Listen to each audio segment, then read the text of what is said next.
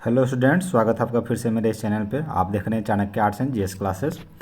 तो अभी हम इस चैनल पे क्या कर रहे हैं कि इस क्लास 12th का जो पॉलिटी है उसका चैप्टर 2 डिस्कशन कर रहे हैं, जिसका नाम है दो ध्रुवीयता का अंत। ठीक है ना। तो चलिए हम चैप्टर को आगे बढ़ाते हैं और समझते हैं कि दो ध्रुवीयता का अंत आखिर है क्या। ठीक है ना। चैप्टर फर्स्ट हो चुका था, शीत युद्ध का दौर यानी कोल्ड वॉर हो चुका था। चैप्टर सेकंड पे चलते हैं यानी चैप्टर 2 पे चलते हैं, पॉलिटी। ठीक है ना। इस पे देखिए आपको क्वेश्चन आंसर सहित बताया गया है। तो दो ध्रुवीयता का अंत, इसका मतलब होता क्या है, यानी कोई एक जो समाज है या देश है, ये पूरे दुनिया में ये ऐसे दो ऐसे कंट्रीज होंगे जो क्या है कि सबसे ज़्यादा ताकतवर होंगे। ठीक है ना। सेम क्या था, जो शीत युद्ध जैसे समाप्त हुआ था तो ये दो जो सबसे ताकतवर देश थे जिनका नाम था अमेरिका और एक का नाम था यूएसएसआर यानी सोवियत संघ। ठीक है ना। तो ये दो सबसे ज़्यादा शक्तिशाली देश थे। ठीक है ना। तो क्या हुआ था कि इसमें से एक जो शक्तिशाली था, जो इसका नाम था यूएसएसआर, इसका क्या विघटन हो गया यानी टूट गया। उसके बाद से क्या शुरू हुआ, दो ध्रुवीयता का अंत, यानी कि एक जो महाशक्ति थी उसके हट जाने से क्या हम माने पूरे संसार पे क्या इसका इफेक्ट पड़ा, इसके बारे में जानना है। ठीक है, आइए शुरू करते हैं। ठीक है, चलिए। तो क्वेश्चन बोल रहा है कि सोवियत यूनियन के विघटन के कारणों का परीक्षण करें। यानी सोवियत यूनियन जो था, यानी अभी बताएं कि एक अमेरिका था और एक रसिया था, तो यूएसएसआर था। तो जो जो सोवियत यूनियन था उसका क्या हुआ, विघटन हो गया। तो उसका क्या मतलब परिणाम क्या निकले, कारण क्या थे। ठीक है ना। तो उसके मतलब कारणों का क्या करना, बताना है कि आखिर क्यों टूटा वो। तो उसके बारे में बताया जाता है कि सोवियत संघ का जो विघटन हुआ उसके कई कारण थे। ठीक है ना। तो इसी प्रकार बताया गया है। ठीक है ना, कई कारण थे। पहला कारण क्या आता है, पहला कारण आता है कि सोवियत संघ में एक दलीय व्यवस्था का प्रभुत्व होना था। यानी एक दलीय का मतलब होता है कि मान लीजिए कि ये सोवियत संघ है, ठीक है ना, और इस पूरे जैसे इंडिया है, सपोज कीजिए कि इंडिया है, ठीक है ना, इंडिया है। और इंडिया में क्या है कि कई सारी पार्टियां हैं हमारे देश में। अगर एक पार्टी तानाशाही करती है तो दूसरा पार्टी क्या करेगा, उसको बचाएगा, रोकेगा। ठीक है ना। अपोजिशन जिसको बोलते हैं वो क्या करेगा, उसको रोकेगा। लेकिन उस समय क्या था कि जो सोवियत यूनियन थी उस समय क्या था, मात्र एक ही नेता था, एक ही लीडर था। और एक ही लीडर जब होगा हमारे देश में, हमारे समाज में, तो क्या होगा कि वो अपने मन का करेगा। ठीक है ना। तो वही चीज़ था, जो सोवियत यूनियन था ना, सोवियत संघ था, वहाँ पे क्या था, एक दलीय व्यवस्था का होना था। जिसके कारण क्या था कि वो अपना मन मौजी करता था, जो चाहे वो कर लेता था। ठीक है। दूसरा बोलता है कि औद्योगिकी में पश्चिमी देशों की तुलना में बिछड़ना था। यानी औद्योगिकी का मतलब होता है कि जब इसका उद्योगीकरण होने लगा, यानी कि जब फैक्ट्रियाँ बैठने लगा, उसका मॉडर्नाइज होने लगा, मॉडर्न होने लगा, तो क्या था कि जो पश्चिमी देश था, यानी जो अमेरिका वाले देश थे, अमेरिका वाले जो थे, उसे क्या था, ये पिछड़ चुका था, उसके तुलना माने उसके बराबर नहीं जा सका था। ठीक है ना। दूसरा ये था, इसके बाद बताता है कि सोवियत संघ के खेमे में शामिल पूर्वी यूरोप के 8 देशों ने एक एक करके जनता के प्रदर्शनों को देखकर अपने साम्यवादी शासन को बदल डाला। यानी उसके जो सोवियत संघ के जो मतलब सोवियत संघ में बहुत सारे ऐसे देश माने यूरोपीय कंट्री इसमें शामिल थे। तो उसमें जो कुछ 8 ऐसे देश थे, उन्होंने क्या किया कि जनता का जो व्यवहार था उसको देख कर क्या किया, अपने आप को क्या करने लगे, अलग करने लगे। ठीक है ना। ये बोले कि भाई हम अकेला रहेंगे, हमको विकास करना है। अगर मान लीजिए कि समाज में कोई एक व्यक्ति, एक समाज है, ठीक है ना।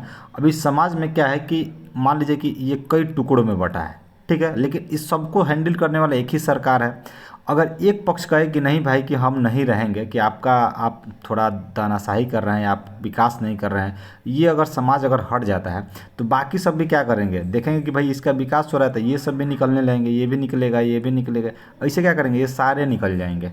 ठीक है ना। तो उसी प्रकार क्या हुआ कि जो सोवियत यूनियन में कुछ जो देश थे, वो जो यूरोपियन कंट्री थी, वो क्या हुआ कि आस्ते आस्ते निकलने लगे। ठीक है ना। और जनता को क्या देखने लगे कि भाई ये तो निकल रहा है, तो इससे क्या हुआ कि इन्होंने इनको क्या प्रोत्साहन मिला कि भाई हम भी अपना विकास करेंगे। ठीक है। उसके बाद में बताता है कि शीत युद्ध के अंत के समय सोवियत संघ यह चुपचाप देखते रह गया। अब कारण था चुपचाप देखने का, अगर मान लीजिए कि अगर इसके जो पड़ोसी देश है, अगर आपका पड़ोसी अगर आपका अंदर से अगर निकल रहा है तो आप उसको कुछ नहीं बोल सकते हैं, क्योंकि आपका ये पड़ोसी है। ठीक है ना। आपके घर में आया, ठीक है, जिस दिन जितना रिश्ता बनाना था उतना रिश्ता बना लिया, लेकिन इसको अगर जब मन करे निकलने का तब भी निकल सकता है। ठीक है ना। तो उसी प्रकार क्या हो गया कि जो 8 देश जब निकले तो सोवियत संघ क्या था, चुपचाप देखता रह गया। क्या किया, चुपचाप देखते रह गया। और ऐसा ही जरूरी नहीं कि कोई सैन्य यानी कि सैनिक की वजह से हुआ था, कहीं कुछ नहीं था। उनके जब जनता ही देश से में नहीं रहना चाहेगी तो कोई दूसरा व्यक्ति कुछ कर सकता है? नहीं कर सकता है, ठीक है ना। और उस समय सोवियत संघ कुछ नहीं कर सका, ठीक है ना। इसके बाद क्या हुआ कि सोवियत संघ का भी विघटन हो गया। जब हाँ इस मान लीजिए कि ये जो ताकतवर कंट्री है इसमें इतने सारे देश हैं, अगर मान लीजिए ना ये रहे ना ये रहे ना ये रहे ना ये रहे ना ये रहे तो ये अकेला क्या करेगा, ये भी टूट जाएगा। तो उसी प्रकार क्या हुआ कि जब ये बाकी आस्ते आस्ते जब निकलने लगे तो सोवियत संघ का क्या हुआ, विघटन हो गया, टूट गया। तो ये दो कारण थी, ठीक है, सोवियत संघ के विघटन के कारण का। आइए सेकंड क्वेश्चन पे चलते हैं। सेकंड क्वेश्चन कह रहा है कि सोवियत प्रणाली की मुख्य विशेषताएं क्या थी, यानी जो सोवियत प्रणाली थी, सोवियत संघ था, उसका मुख्य विशेषताएं क्या थी उसके बारे में बताना है। तो सोवियत विशेषताएं के बारे में बताना है, ठीक है ना। तो आइए देखते हैं। अब देखिए सीधा बता रहा है कि घरेलू स्तर पर बहुदलीय प्रणाली का अभाव तथा एकमात्र दल का अस्तित्व। इसका मतलब ये होता है कि घरेलू यानी उसका जो प्रॉपर एरिया था सोवियत संघ का, उसमें क्या था, एक ही नेता का यानी एक ही पार्टी का क्या था, वर्चस्व था। एक ही पार्टी उसमें क्या थी, शामिल थी, जिसकी वजह से क्या था उसमें अलग प्रणाली का क्या माने अलग दल का क्या था, अभाव था, जिसके कारण ये भी दिक्कत था। दूसरा बोलता है कि सोवियत प्रणाली प्रत्येक क्षेत्र में साम्यवादी विचारधारा पर आधारित थी। साम्यवादी विचारधारा पर आधारित थी, ठीक है ना। साम्यवादी का मतलब होता है कि वो बिजनेस वाला चीज़, जैसे में होता है ना कि कैसे अभी किसी भी चीज़ को बेच दिया जा रहा है, ठीक है ना, सेम चीज़ थी, ठीक है। साम्यवादी का मतलब शुरुआत में तो ये क्या था, शुरुआत में तो था ये कि यानी समूह को लेकर चलने वाला, लेकिन बाद में क्या हुआ कि सबको बेचा जाने लगा, नहीं सबको प्राइवेट किया जाने लगा, ठीक है। तीसरा बोलता है कि अंतर्राष्ट्रीय स्तर पर पूंजीवादी देशों का विरोध तथा साम्यवाद के फैलाव एवं प्रभुत्व की नीति को अपनाया जाना। लास्ट में क्या किया कि इसने जो अमीर अमीर लोग थे, ठीक है ना, उसका मतलब यहाँ पे जो अमीर थे, क्या यहाँ पे सीधा बता रहा है कि पूंजीवादी देशों का विरोध, ठीक है ना। जो यहाँ की जनता थी, जो सबसे अमीर लोग थे, उनका क्या किया, लोगों ने विरोध करना शुरू कर दिया। और साम्यवाद का क्या हुआ, फैलाव किया जाने लगा कि भाई अब पूंजीपति नहीं रहेंगे, अब साम्यवाद का क्या होगा, फैलाव होगा।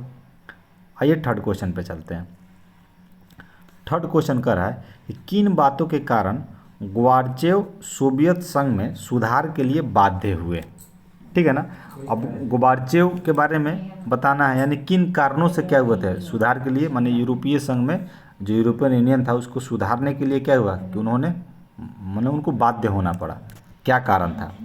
तो ऐसे निम्नलिखित कारण थे, ऐसे बहुत सारे कारण थे, उस कारण को क्या किया गया यहाँ पे बताया गया है, ठीक है ना। तो ऐसा बात है, तो बताया गया कि सोवियत शासन जो था ना उसका, सोवियत प्रणाली के, वो नौकरशाही का नियंत्रण बहुत अधिक था, जिससे यह प्रणाली सत्तावादी हो गई थी। इसके कारण लोकतंत्र और अभिव्यक्ति की स्वतंत्रता समाप्त हो गई और लोग असंतुष्ट रहने लगे। देखिए यहाँ पे साफ साफ कह रहा है कि सोवियत जो संघ था, ठीक है ना, सोवियत शासन प्रणाली जो थी वो नौकरशाही पर क्या थी, बहुत ज़्यादा मतलब डिपेंड था नौकरशाही पे। नौकरशाही का मतलब है कि यानी मिलिट्री पे, ठीक है ना, उस पर ज़्यादा क्या थी, डिपेंड थी, ठीक। फिर कह रहा है कि इसमें क्या था कि सत्ता का क्या था, माने एक ही दल वाला सिस्टम था कि एक ही दल भाई है जो भी है, ठीक है।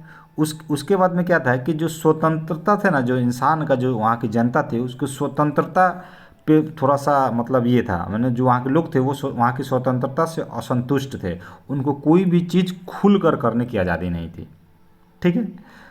दूसरा बात बताता है कि सोवियत संघ एक दल का शासन था जो जनता के प्रति जवाबदेह नहीं थी।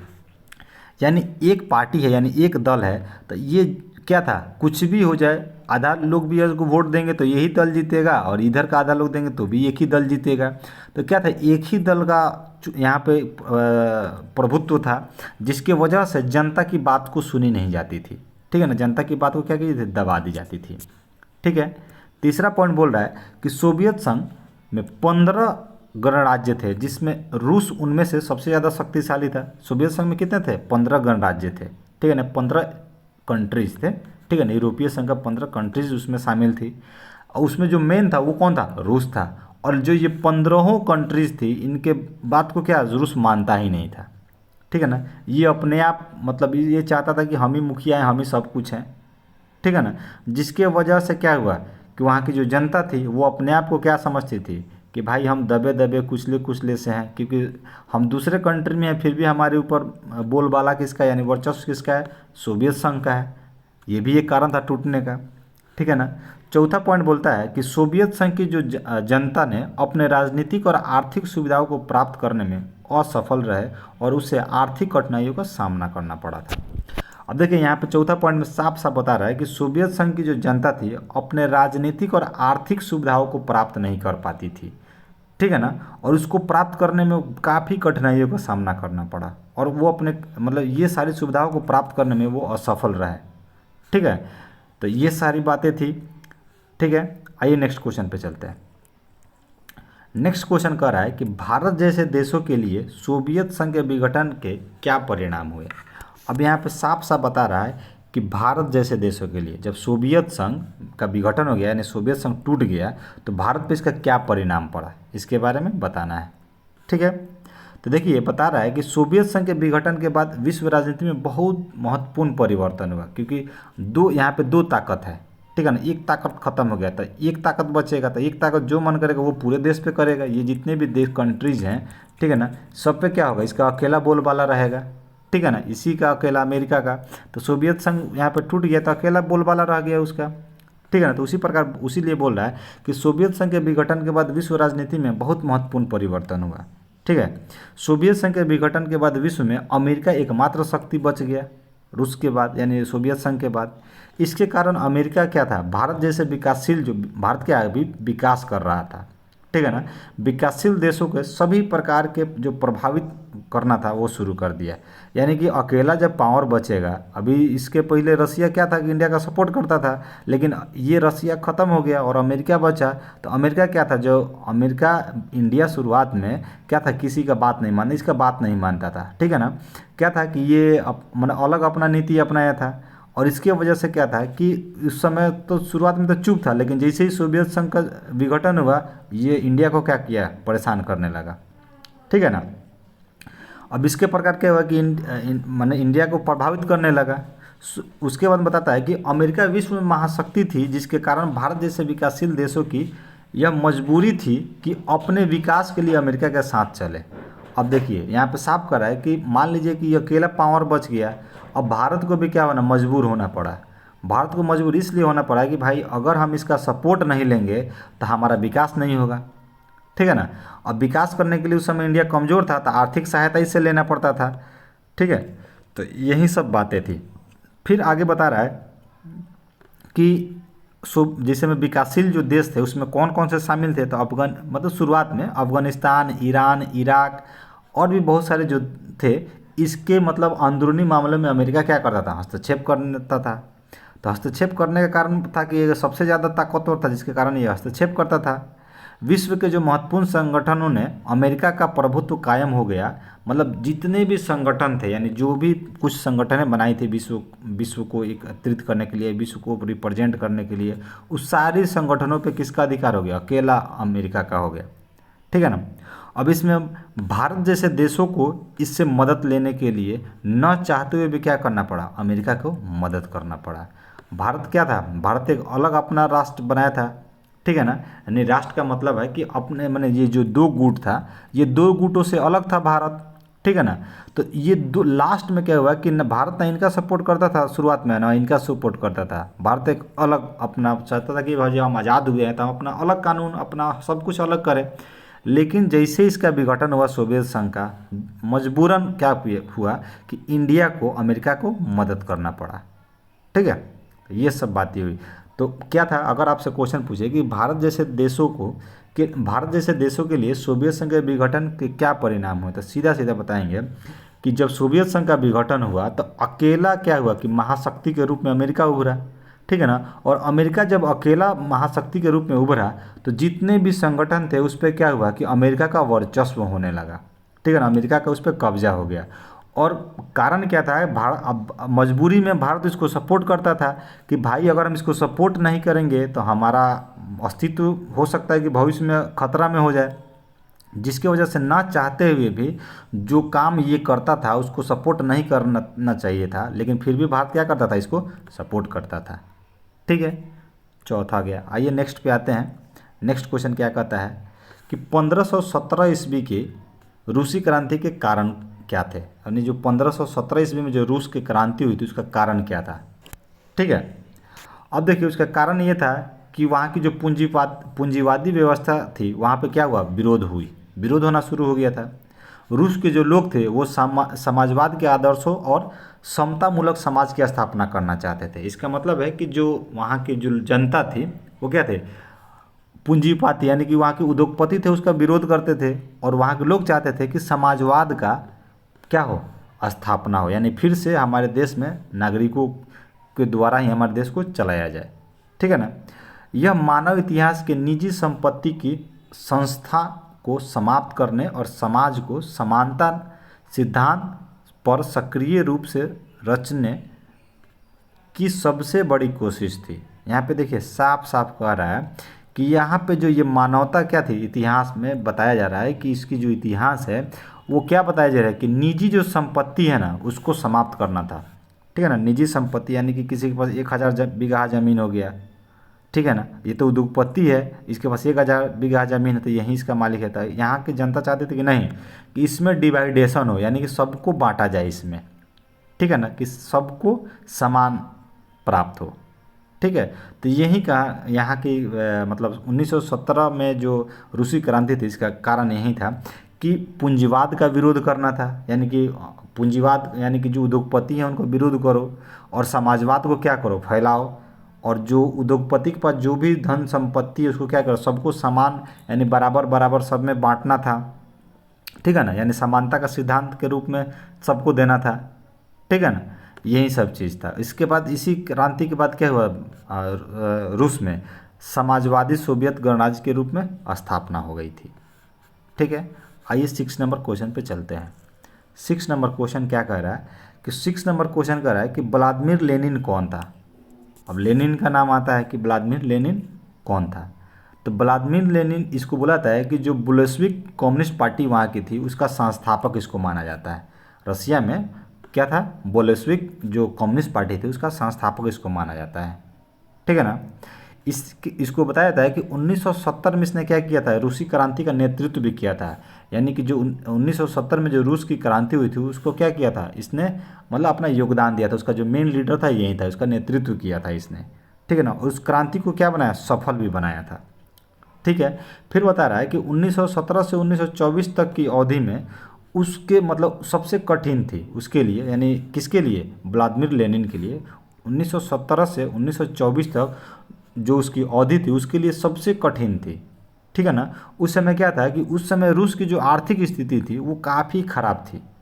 ठीक है ना, क्या था, काफ़ी ख़राब था। उसी समय क्या था, यह समाजवादी जो वहाँ की सोवियत समाजवादी गणराज्य था वहाँ पे उसका उसी का उस समय क्या था, अध्यक्ष था। ठीक है, तो व्लादिमीर लेनिन कौन था, पता चल गया कि व्लादिमीर लेनिन बोल्शेविक जो कम्युनिस्ट पार्टी थी उसका संस्थापक था। ठीक है ना, 1970 में इसने क्या किया था, उसने क्रांति का नेतृत्व किया था।